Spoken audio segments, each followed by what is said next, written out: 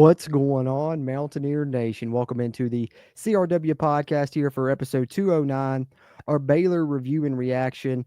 Unfortunately, West Virginia falls to the Baylor Bears at home. It's been a tough home season for West Virginia. They dropped this one 49-35 to fall to 5-5 overall on the season and 4-3 in Big 12 conference play. And it's a disappointing loss, obviously, with everything that was in play, still in play for West Virginia here in the latter portion of the season. Had kind of finally got all the fan base to the point where we had bought back in a little bit and had a little bit of hope, and they get us right back in just to rip it all away again and unfortunately break our hearts there. As we said, it's been a tough season at home. We'll talk some more about that momentarily. As always, we'll go through this episode. I'll hit some interesting things of note. We'll do the stat breakdown, and then we'll get into some Big 12 talk there at the tail end as far as what's on the schedule here for episode 209. Let's start with my kind of thoughts here from the game, just kind of wider perspective on everything that was involved, because really, I think a few things played out that I was kind of afraid of that I talked about on the preview podcast. One of those being the fact that the defense performed so well against Cincinnati in Jeff Kuntz's debut. And I wondered and kind of pontificated if that was because, maybe the element of surprise. When you are a new coordinator, you're doing things differently. Maybe you're going to call things differently. Maybe you're going to switch up which coverage shell West Virginia's using on the back end. And they did switch up that coverage shell some, went from playing a lot of cover 2 to more quarters coverage and cover 3 at times. And so, things like that. But then you put that on film against Cincinnati. And so for me, then it was watching these final 3 games, seeing can they replicate that success under Jeff Kuntz, or was it just kind of catching someone off guard with the element of surprise? And I don't know if that's necessarily the case yet, but it certainly seems to be right now that they caught Cincinnati with the element of surprise. And now Baylor, had the extra week to prepare, had the week to study up and really game plan some good things, because I guess really overall, the defense's performance, what the main difference was as opposed to this game versus the Cincinnati game, was you didn't get the takeaways that you did against Cincinnati. There's many times Cincinnati was putting drives together. You were able to get a key takeaway. You forced 3 turnovers in that game and you're able to get a win. This game, you don't force any turnovers. You end up giving up 49 points. So you kind of see both ends of that spectrum between the first 2 games as with Jeff Kuntz as the, interim defensive coordinator there. But despite that fact, I think that if you want to point to one positive, maybe a silver lining of the defense under Jeff Kuntz in this game, that's the fact that they did make some halftime adjustments, which is not something that we saw a lot under Jordan Leslie, not something that the staff has been strong at in the past, is making, defensive adjustments or halftime adjustments, in-game adjustments, whatever you want to call it. And I think in this game, you saw that because you come out in that third quarter, you get that 47-second drive to get the points before the half, just as the clock expires, as Garrett Green runs in the touchdown. Another 2-minute drill for Garrett Green. He does a great job with those. West Virginia cuts it to a 1-score game, and we all knew Baylor's getting the ball after halftime.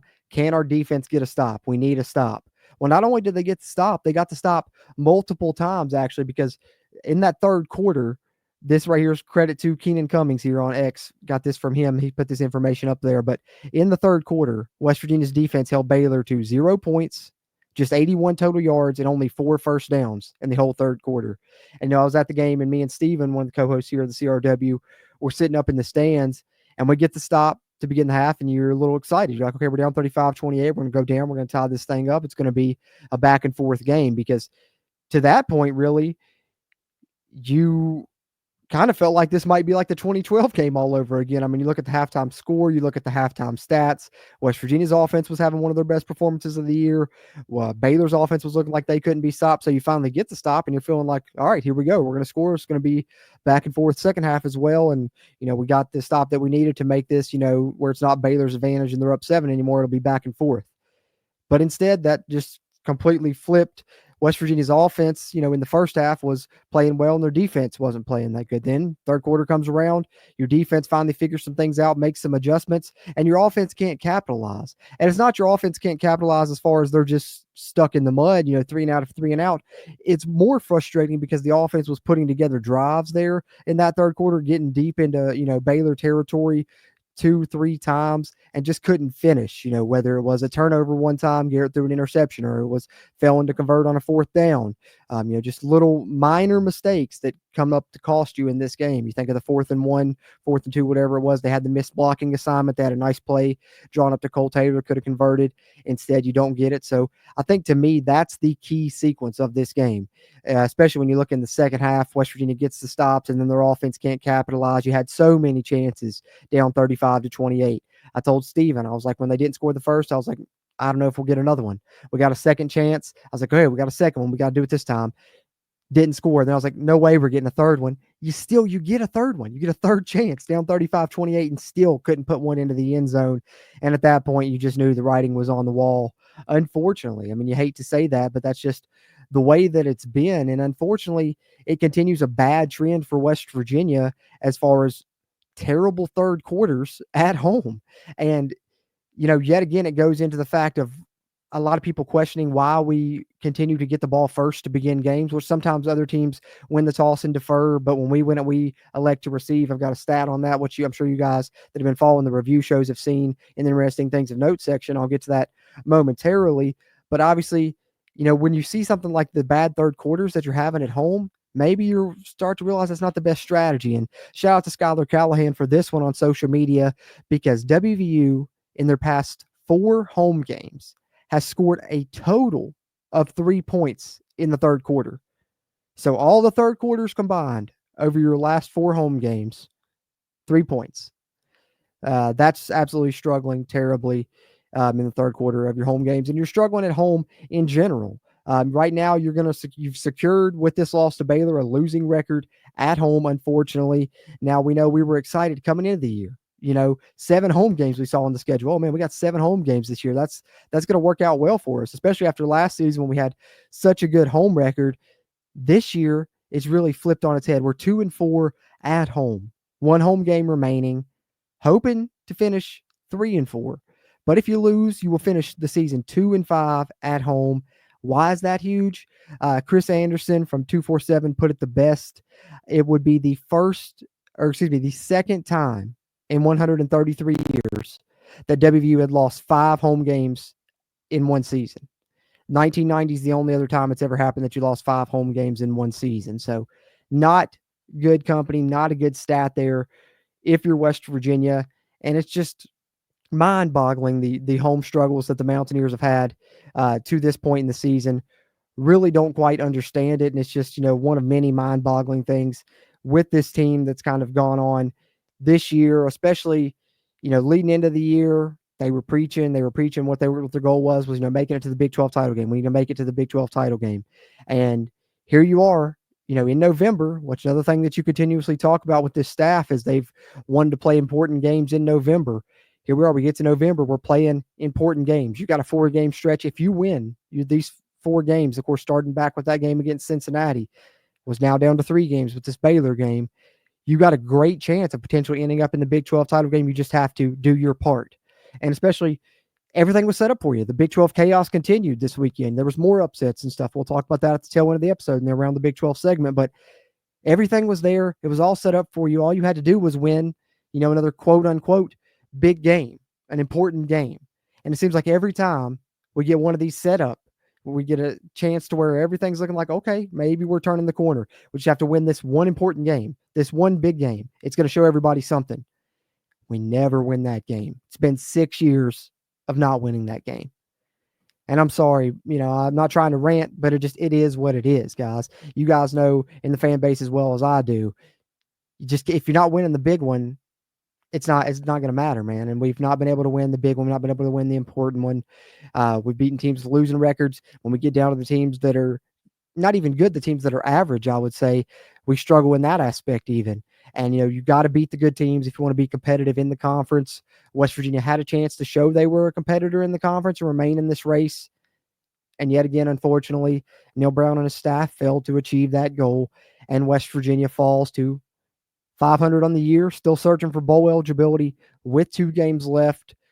Pretty much now out of the Big 12 race. I mean, mathematically, I think you could figure out some crazy scenarios to get West Virginia in there, but that's a pipe dream now, guys. It's over and done with. You were playing an elimination game against Cincinnati and you won. You played essentially another one against Baylor. As far as you were concerned, Baylor already had the 3 conference losses, but now you're definitely out of the mix when you had a chance to keep yourself afloat. And that's really just the main storyline for me coming out of this one is another big opportunity, a golden opportunity with everything set up for West Virginia, and they fail again. So that's just kind of my overall thoughts on the game. I'm going to get into interesting things of note now. And this week, I don't have a ton of interesting things of note, just got a handful that I jotted down here, really. 17th consecutive game that West Virginia has gotten the ball first. Obviously, it kind of teased that one a little bit earlier. That streak continues now up to 17 consecutive. The loss versus Baylor marked only the second time at WVU that Neil Brown has lost a game when his team runs for over 200 yards. He's now 18-2 when West Virginia runs for over 200 yards. The win was Baylor's first ever in Morgantown. They snapped their losing streak. And then a couple on Garrett Green here. Garrett Green is now tied for 8th in WVU history in rushing touchdowns with 27, and it was Garrett Green's 5th consecutive game with 85 plus rushing yards, which, good stat to have there in his return. So that's what I had there as far as interesting things of note were concerned for this game. Other than that, I'm going to get into the stat breakdown here now, guys, but I wanted to take a second here now and just, say the fans really deserve better at home, man. Just speaking from myself here, and I know because there's a lot of people out there that probably share a similar story that I do, living in the bottom part of the state, got season tickets this year, go up 3.5 hours there, 3.5 hours back. And unfortunately, I've enjoyed the games more watching them on my TV when they're playing, away because they performed better in those. And not to say that it's not a good time, we still have fun, Neil Brown. Don't worry about that. We still have fun. Yes, but it's a whole hell of a lot more fun when we're winning football games, especially when we're winning home games, because Mountaineer Field used to be a place, where people feared to come and play. And now that's just not the case anymore. And to me, that's almost the worst thing that I can say right now in a time where there's a lot of pessimism going on and a lot of things going against this coaching staff is I hate the fact that they've kind of killed what we did have as such a great home field advantage here at Mountaineer Field, especially this season. It's all but forgotten. So did want to touch that. And then I think also, a lot of people are coming down on Neil Brown hard now, and unfortunately, rightfully so. I mentioned some things earlier there, but also what I mentioned in the preview show has, come home to roost, unfortunately. The fact that he decided to stick with Garrett Green as his starter over Nico when the team had built up some momentum there really hurt as well, because now people can, point to that and say, hey, another bad decision by you. You messed up the team's momentum there. So that's just something else that I wanted to touch there as far as my kind of talking points. And with interesting things of note, now let's do the stat breakdown, and then we will talk a little bit of Big 12 talk. All right, team stats from this one, and it's so interesting, man. Just a lot of these stats are usually stats that if West Virginia has these in the Neil Brown era, they come out with a win. Didn't happen this time, unfortunately. I mentioned already in the interesting things of note there, West Virginia runs for over 200 plus yards and doesn't win the game. Only the second time that's ever happened in Neil Brown's tenure, now 18-2. But some of these other stats also are, things where Neil Brown usually wins the games, including first downs. Usually if he gets, 21 plus, it's usually a win for West Virginia. He gets 29 in this game, and West Virginia loses. Such a crazy stat there. But 29 first downs for the Mountaineers, 26 for Baylor.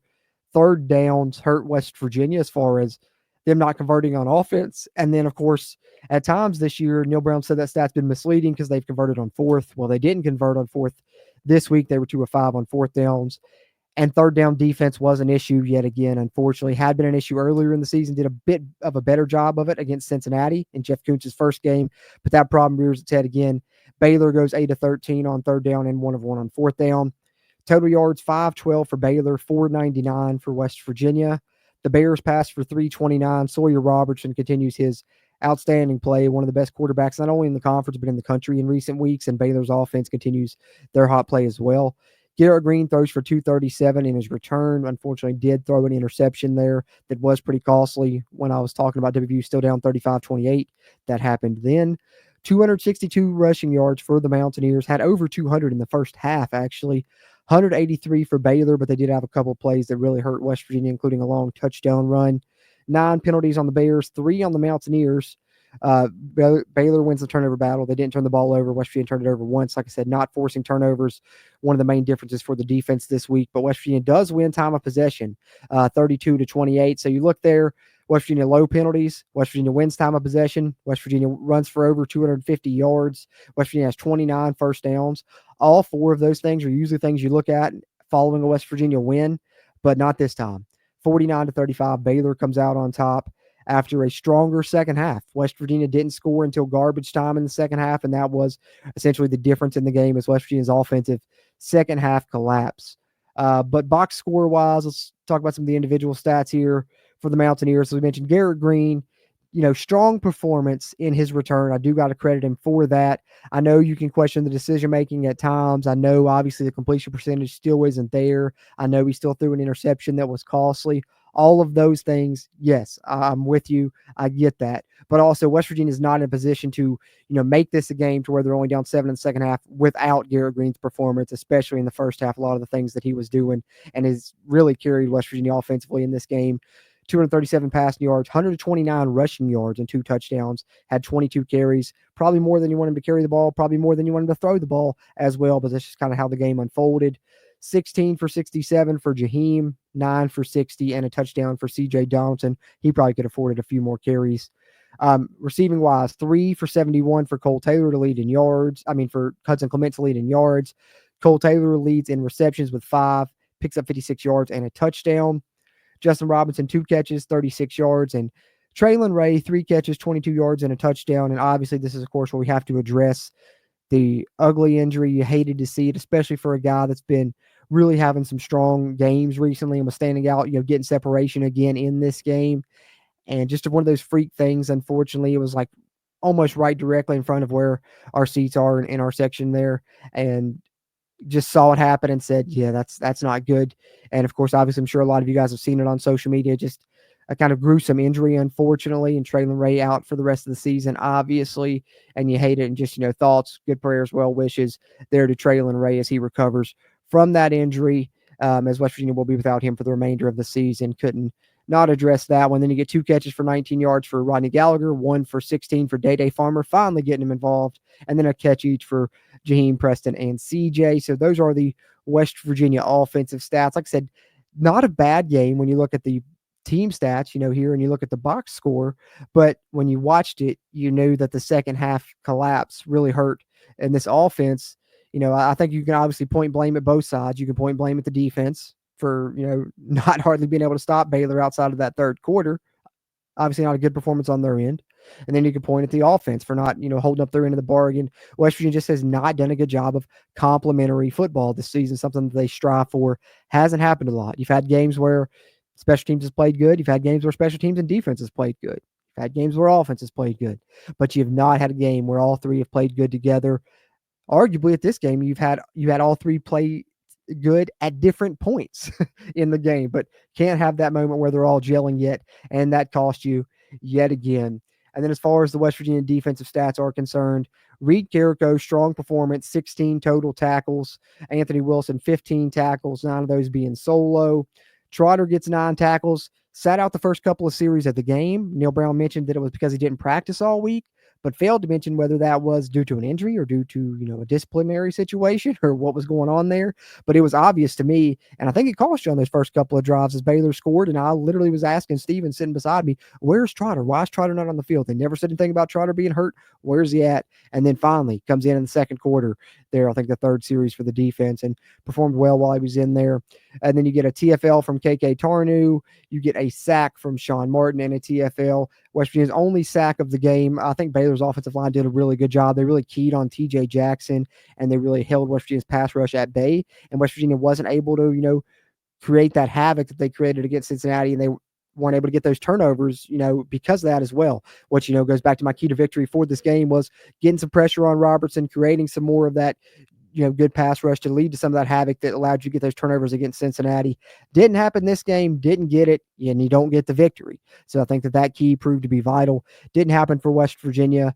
Not a good performance for the defense overall, not a good performance from the offense, but both had their moments. And, the defense there moment was in the third quarter, and the offense couldn't capitalize then on that. But that's pretty much all I got on the West Virginia Baylor game, guys. Ready to put that one behind us now. WVU falls to 5-5 overall in the season, 4-3 in the Big 12. We'll see what happens in these final 2 games, and I think honestly that could determine the future of members of this coaching staff and maybe the head of this coaching staff. We'll see what plays out. I'm already hearing rumors of players maybe wanting to transfer no matter what happens, no matter who's the coach next year, and that's not a good sign of the future. But we'll see, what happens in these final two games, and that's probably going to be pretty telling as to what happens in this off season as far as staff moves are concerned. That's probably what we're looking at now. But we have to hope West Virginia can win one of these final two, at least get to a bowl game this season. That's what we're hoping to see. But of course, we'll be cheering for the Mountaineers to win out and perform well in their final two Big 12 games, which, speaking of the Big 12, guys, brings us to the Around the Big 12 segment here, and we will talk about the Week 12 scores. Yet another crazy week in the Big 12 Conference. More upsets, more crazy action going on within this conference. So let's talk a little bit about it. Some surprising results, starting with one on Friday that I don't think a lot of us saw coming, with how Arizona had played recently versus how Houston had played recently. Arizona 27-3. But I'll tell you, a lot of these Friday games throughout college football this season have been kind of wacky. I would consider this another one, as Arizona gets the win. And then we get to the Saturday slate here. And I mentioned a lot of things went West Virginia's way as far as people that they needed to lose. But one of those that didn't go West Virginia's way was the Utah and Colorado game, as Colorado defeats Utah 49-24. Colorado's defense showed up early, kind of kept it close for a while, but Colorado, just way too much firepower for Utah to keep up with, especially Utah now has lost a third quarterback on the year. Isaac Wilson back in there for them at the QB spot, and they couldn't get it done. Colorado continues right now to be in the driver's seat to make that Big 12 championship game, potentially face BYU. More on that momentarily, but they get the win, 49-24. And then, of course, another team that scored 49 points is one we talked about there, Baylor. They're really hot in recent weeks, and unfortunately that continues. Fourth straight win for the Bears as they beat WVU 49-35, as we just discussed. And then one of the other results that kind of surprised me, Arizona State handling Kansas State in Manhattan 24-14. Arizona State, I mean, you could make a case for Colorado and you can make a case for BYU, but to me, Arizona State's the surprise team of the conference this year, because I don't think anyone saw them with the chance to make the Big 12 title game with 2 games left in the season, as they still have only 2 conference losses, and they took down another team that did have 2 conference losses. So that was essentially another elimination game. It was our game of the week this week, and Arizona State gets the win there. Shout out to the Fighting Kenny Dillinghams, Cam Scattaboo, of course, Steven's favorite fantasy player on his college fantasy team there. They get the win 24-14.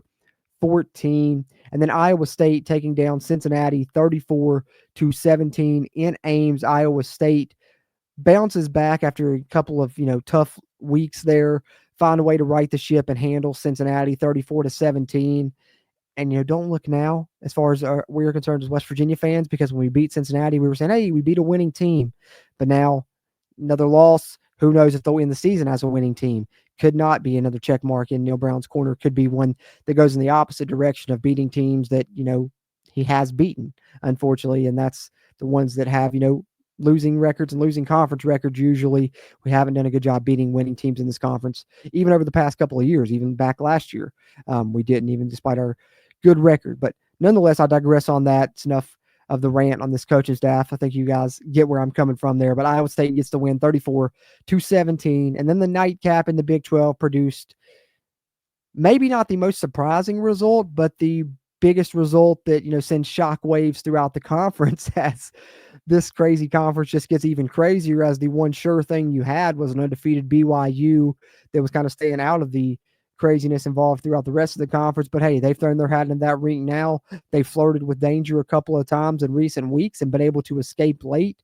They tried to do that again here, but couldn't get the late score. And Kansas, man, have they finally got it figured out or what? They were 2-6 at one point a couple of weeks ago, but I talked about in that show when they were 2-6, how, all of those losses except for one were by one score. And if they ever find a way to, close out football games, they're going to be a dangerous team. Well, not only have they found a way to close out football games, they win a one-score game here against, what had been the Big 12's top team on the road in Provo, a very tough place to play, but they've got Jalen Daniels looking like his old self again. So watch out for Kansas. They may go from 2-6 to, bowl eligibility and 6-6. They've really righted the ship and looked like the team that we kind of maybe thought they would be coming into the season at times, as they shock the Big 12 world and in effect take down the lone undefeated BYU now with the conference loss as well, and just shakes up the Big 12 standings even further with that 17-13 win for the Jayhawks. So those are the results from this past week in the Big 12. They're crazy already through week 12, but now we got to talk a little bit about those Big 12 standings, guys. A Big 12 standings update here on episode 209 of the CRW podcast, our Baylor review and reaction. This will be our final segment here. All right. So, despite their loss, BYU still hangs on to the spot, if I can get that out correctly, in the conference, because Colorado is the only other team with one loss in the conference. Everyone else has at least two. So you got BYU first, Colorado second, both 6-1 in the conference. BYU 9-1 overall, Colorado 8-2. Then you got two teams now only tied with two conference losses, those being Iowa State and Arizona State, both 5-2 in the conference, 8-2 overall. And then you get a slew of teams here tied at 4-3 in the conference, West Virginia being one of those. So this makes up your 5 through 9 with K-State, Baylor, Texas Tech, TCU, and WVU all 4-3 in the conference. And then here in 10 through 16, you have Cincinnati, Kansas, and Houston all at 3-4 in the conference. And then you have UCF, Arizona at 2-5, Utah at 1-6, and Oklahoma State still 0-7 in Big 12 conference play. So there's your standings after 12 weeks, 2 regular season weeks remaining, and we'll find out who goes to the Big 12 conference championship game. Got a feeling there's going to be some crazy tiebreakers in place when it's all said and done, but that's how the standings sit currently. And that is pretty much all I have here for episode 209, guys. Just want to say, before we get ready to, close up shop here on the Baylor review and reaction, I appreciate you guys tuning into this one any way you've chosen to do so, whether you tuned into the video version here on the CRW YouTube, which if you did, be sure to hit the like button, give us a thumbs up. That helps a ton with the YouTube algorithm, and subscribe here for a ton of WVU football content throughout this season and into the off season, as well as we cover transfer portal moves and recruiting and maybe coaching staff moves. We have to deal with those as well. And then if you haven't already, you can become a channel member here of the Country Roads Webcast YouTube channel and get extra bonus WVU football content as well. But we appreciate you listening on the audio side. You can find any podcast platform you like, Amazon Music, iHeartRadio, Spotify, you name it. Check us out there. Leave us a rating, preferably a 5-star one if you would. And shout out to the good folks over at WVSportsNow.com for hosting our episodes on their website as well. Having said that, guys, West Virginia falls, unfortunately, 49-35 to Baylor to drop to 5-5 overall in the season, 4-3 in Big 12 conference play, 2 games remaining, 1 on the road, 1 at home. Back at home next week against UCF. 3:30 kick it's been announced as. 1 final home game. Let's turn out for these seniors that have given, blood, sweat, and tears for this program. And let's just keep our fingers crossed that we can get the win at home that we're much due and much deserved here as a fan base, guys. We've been coming, steadily throughout the season. Hopefully we're rewarded with a good performance next week. But nonetheless, we'll be back to talk about it later this week on what will be episode 210 of the CRW podcast, our UCF preview and predictions episode. Appreciate you guys tuning in here for the Baylor review and reaction. Covered the game, some interesting things of note, and talked a little bit more of the Big 12 conference, and we'll continue to do that here throughout the final 2 weeks. Hard to believe this season's already this close to being done here halfway through November, guys. But despite the fact we haven't gotten the results that we wanted overall, I've still enjoyed covering this team and getting to chat with you guys when I have, the live streams throughout the week and all of that good stuff. And appreciate you guys continually tuning into the podcast throughout the season. And we will be here throughout the remainder of the season, regardless of the results. And we'll be cheering on the Mountaineers, regardless of the results. And, regardless of what's happening, we're always behind this team and rooting for the best possible outcomes down the line and in the future. Appreciate you guys tuning into this one. As always, I'm Jordan Cruz. And until next time, let's go Mountaineers. If you really want to know, then come on, let's go. Take a stroll down those